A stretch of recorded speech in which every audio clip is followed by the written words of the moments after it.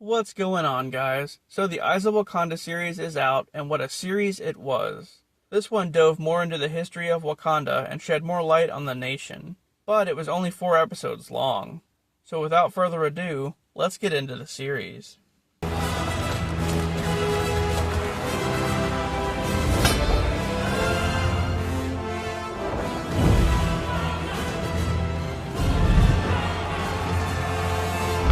Episode 1 starts off with a rogue army led by a guy named the Lion, who's storming an island called Crete in 2060 BC.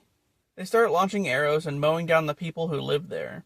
The Lion deflects the attack of one of the citizens and then proceeds to kidnap a girl named Noni. As it turns out, he's been kidnapping people and forcing them to join his group. Noni, however, resists the offer. We then time jump 6 weeks earlier as Noni is talking with Akea, the leader of the Dora Milaje. Noni herself is a former member and is tasked with tracking down the Lion, who used to be in charge of Wakanda's royal guard. But he fled Wakanda with their technology, and Wakanda is afraid that he'll try and use it against them. Back in present day, Noni gets found out and starts beating the hell out of the Lion's crew. She then liberates the other people who are captive there, and she goes off to find the Lion. She finds her way to a ship where the Lion's assistant, the Shield Maiden, is in the process of converting one of the captives to their ranks. But Noni interferes and fights her. She has to fight through not only her, but also the Lion's army all by herself. It's a really good fight. She pretty much lets the army accidentally kill each other. Even the Shield Maiden gets taken out. But more soldiers keep coming.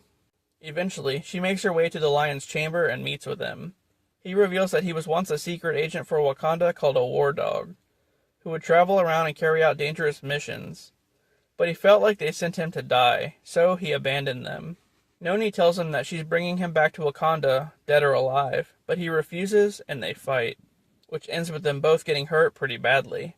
Ultimately, the Lion blows himself up.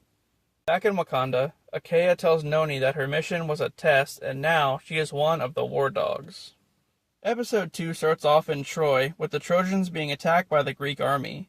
One of the Greek soldiers, Memnon, is actually a Wakandan war dog who's after a pendant worn by Helen of Troy. After fighting off an army of Trojans, Memnon and his partner Achilles find themselves surrounded. They eventually get out of it and retreat. Achilles is upset that they weren't able to take over Troy, but Memnon cheers him up. They're suddenly interrupted by another soldier named Pharaoh, who's sketched out by Memnon and thinks that he's a spy. Then, their leader, Odysseus, comes up with the plan of the Trojan horse in order to ambush the Trojans. Later that night, the Greeks are sneaking into their territory when they get found out and a huge brawl ensues, during which Memnon sneaks away to seize the pendant. He confronts Paris and Helen of Troy about the pendant, letting them run away after he gets it back. But Achilles witnesses everything and believes Memnon to be a traitor. This causes the two of them to fight over the pendant. Eventually, Memnon slices Achilles and his Achilles tendon and takes the pendant back. 6 months later, Memnon is back in Wakanda and is talking with the director of the War Dogs, who is actually an older Nani. He tells her that he doesn't feel at home in Wakanda and wants to go back out into the field. In episode 3, we go to China in 1400 AD, where a war dog named Basha steals a dragon artifact from a Chinese village. He tries to sneak out, but is confronted by a bunch of guards and they chase him down. He then recovers a Wakandan ship out in the snow and flees to the mountains. Basha finally returns to Wakanda and is greeted by Captain Ebo, who takes him to talk with the High Counselor, Rakim. Rakim asks Basha why he went MIA for weeks while on the mission. Meanwhile, as Basha's ship is being checked out, a Wakandan is attacked by someone who snuck on board. As Ebo and Basha go back to the ship to investigate, Ebo is attacked by the Stowaway, a female Iron Fist. After she takes out a whole group of war dogs, Iron Fist is confronted by Basha, who finds out that she's actually Jorani, a woman who found him out in the snow when he first went to China, and they had developed a close relationship since then. She tells him that she's not leaving without the artifact. Then Jorani races to the artifact room, and they end up fighting on some high-speed trains underground. The fight leads into the artifact room, where Basha uses different Wakandan weapons against Jorani to stop her. But ultimately, she ends up using her ability to get to the dragon artifact in the next room. As Ebo shows up to fight her, Jorani just rips the Vibranium tongue out of the statue, which is all the Wakandans wanted anyway. She gives it back to Basha and takes the dragon statue for herself. Just then, Rakim walks in to see what's happening, and they tell him it was all just a training exercise. After that, Ebo sneaks Durrani out so that he can take her back home. Episode 4 starts in Ethiopia in 1896. A prince named Tafari is running through the middle of a war with another Wakandan named Kuda. As they're driving through the woods, Kuda reveals that Tafari is the son of the Wakandan king and is on a ride-along for the recovery of another Wakandan artifact. All of a sudden, they run into a force field that flips their vehicle, and they're confronted by a female Black Panther from the future.